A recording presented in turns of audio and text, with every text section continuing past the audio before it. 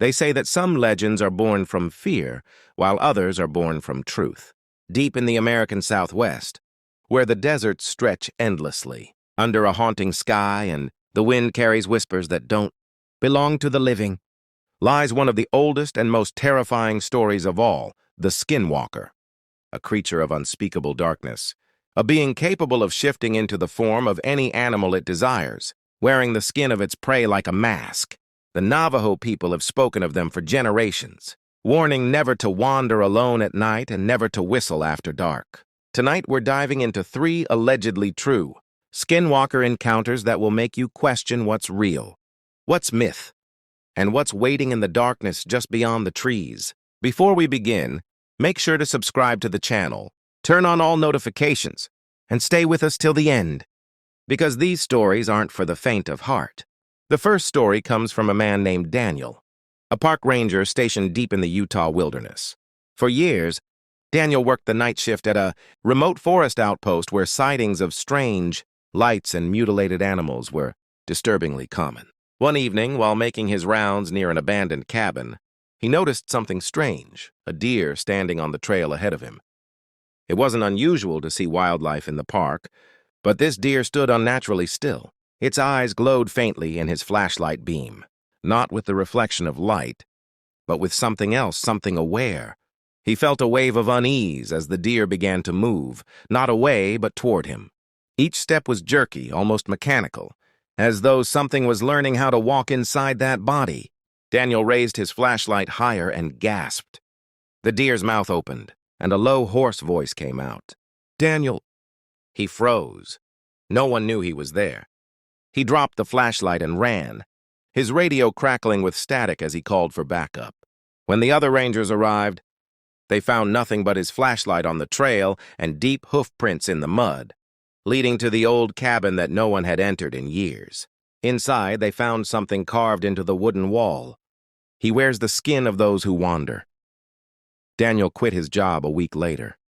He never spoke about that night again. The second encounter took place near the Navajo reservation, where a young couple named Ryan and Marissa decided to camp, out in the desert for a weekend getaway. They set up their tent miles from the nearest town, under a full moon that bathed the sand in a pale silver glow. Around midnight, they heard footsteps circling their tent. At first, they thought it was an animal, but then came the sound of laughter, low and broken, echoing all around them. Ryan stepped out with a flashlight and saw nothing but shifting shadows. That's when he noticed something on the ridge, a tall figure, crouched and watching. He called out, thinking it was a person. The figure stood up slowly and mimicked his words, back in his exact voice. "Who's there?" it said, repeating him perfectly. Marissa screamed from inside the tent.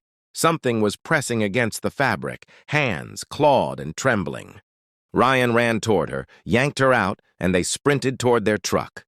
But when they reached it, something was standing beside the driver's door. It was the same figure, too tall, its limbs too long, its head tilted unnaturally to one side. Ryan flashed his headlights, and in that moment, they saw its face. It was wearing the skin of a coyote, stitched crudely around a human mouth. The creature screeched and ran toward the darkness on all fours. They drove away without looking back. When they told a local elder about the encounter, he simply said, "You were lucky. You looked away before it could take your shape." The third story came from a truck driver named Henry, who had been hauling freight through New Mexico for over a decade. It was a lonely job, but one he had grown used to until one cold winter night on a desolate stretch of Highway 491, also known as the Highway to Hell. His CB radio began to hiss with static, and through the noise he heard a faint voice whispering his name. He checked the frequency, but no one else was nearby. Then something darted across the road, a blur of black fur and pale skin. Henry slammed on the brakes. When he stepped out to inspect, he saw what looked like a mangled dog lying in the middle of the road. It twitched once, twice, and then stood up on 2 legs. Henry stumbled backward as it turned, its head toward him, its face shifting between human and animal like melting wax. He jumped into his truck and sped off, his headlights flickering as the figure chased him along the roadside, keeping up effortlessly despite his speed. For miles it ran beside him, occasionally slapping the side of his truck, until finally it vanished. When Henry reached the next town, he stopped at a diner trembling. The waitress saw his face and asked what happened. When he told her, she grew pale and said quietly, "Don't say its name here." They listen. Each of these encounters leaves behind more questions than answers. Are skinwalkers real, or are they the result of fear and superstition passed down through generations? The truth may never be known, but those who've seen them say the same thing. Once you've felt their presence, you'll never forget it. And if you ever hear your own voice calling you from the dark, don't answer. If you enjoyed this story and want to hear more terrifying, true encounters like these, make sure you subscribe to the channel, hit the notification bell, and leave a comment below about the creepiest legend from your area. Because who knows, your story might be the next one. We tell, the desert doesn't forget. They say that when something evil happens on sacred land, the echoes linger forever, not as ghosts, but as something far worse. Skinwalkers, the dark shifters of Navajo lore, don't just wear skins. They wear the fear of every soul they haunt.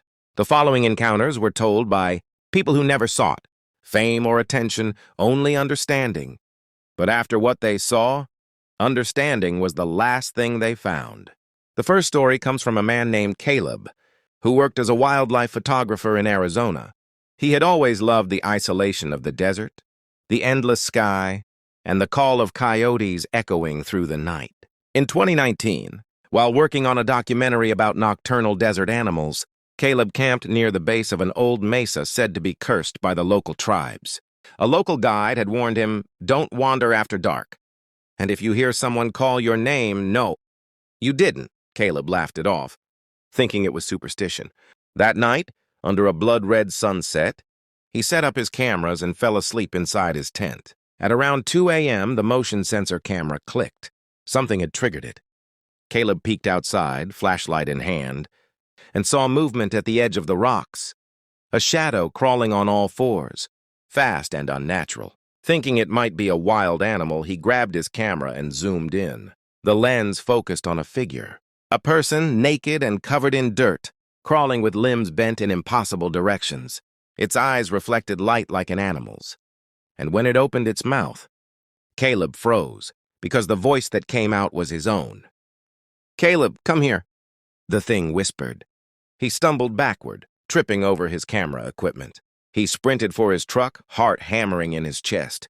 Behind him, the voice grew louder, mocking, repeating his every cry for help in perfect imitation. He slammed the door shut, locked it, and turned the headlights on. There was nothing there until something smacked against his window. A face, his own face. It grinned at him through the glass, skin stretched thin, eyes glowing with malice. He floored the gas pedal and drove off into the night, not stopping until he reached town at dawn. When he checked his footage later, the last frame showed the figure standing in the distance, still smiling. The locals told him he had camped on Skinwalker ground, where the line between man and monster doesn't exist. The second story took place in northern New Mexico, told by a retired sheriff named Linda, who spent over 20 years patrolling a small desert county, known for strange disappearances. She never believed in the paranormal.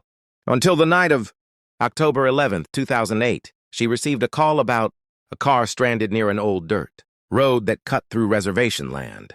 The dispatcher said the driver had been calling in, panicked, saying something was following him. When Linda arrived, she found the car empty, doors open, the engine still running. The desert was dead silent except for the wind. She radioed for backup, but before she could finish her transmission, something thumped against the side of her cruiser. She got out, gun drawn, shining her flashlight toward the sound. At first she saw nothing, just endless desert brush.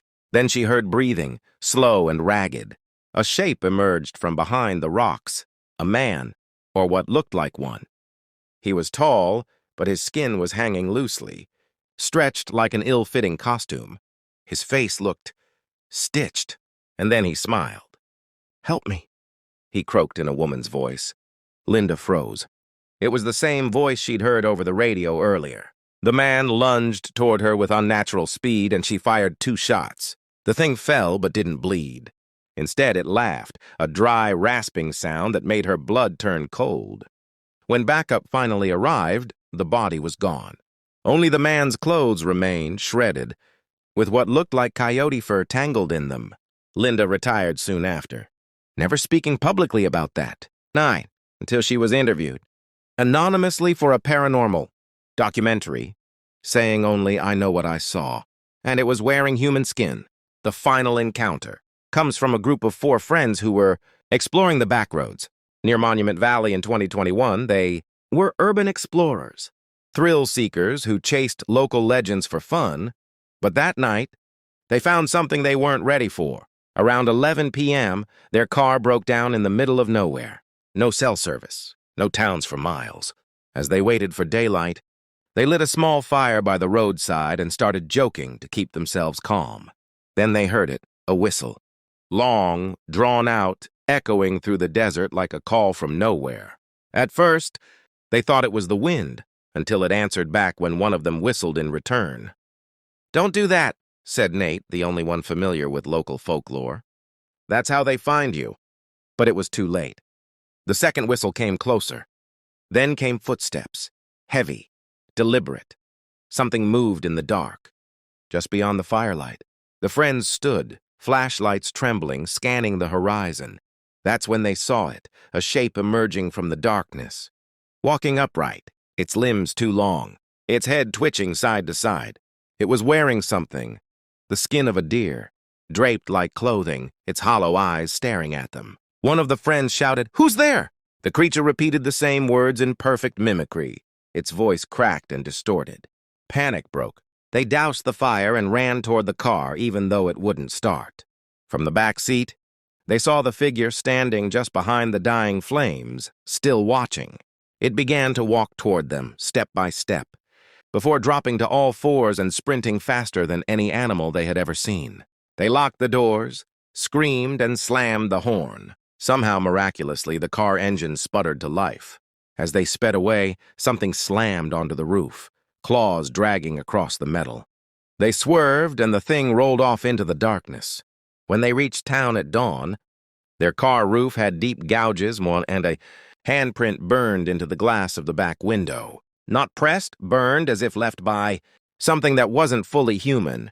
The locals said the area they had camped near was once a burial site where a Skinwalker was executed, and that its spirit still wandered, wearing new skins whenever the old ones decayed. Each of these stories ends differently, but they all share one truth. Once you encounter a Skinwalker, you are never truly free of it. They say these creatures don't just hunt your body, they hunt your reflection, your memory, your name. Once they know who you are, they can call you, and when you answer, they come. So the next time you find yourself driving down a lonely road in the desert or camping in the woods, and you hear your name whispered in the dark, don't respond. Don't look. Don't speak. Just pray it moves on. Because once it wears your voice, it will never stop calling. If you enjoyed these terrifying true encounters, don't forget to subscribe to the channel for more real horror stories every week. Hit the bell icon so you never miss an upload, and share this video with someone who dares to listen after midnight. And tell me in the comments, would you survive a Skinwalker encounter, or would it wear your skin next?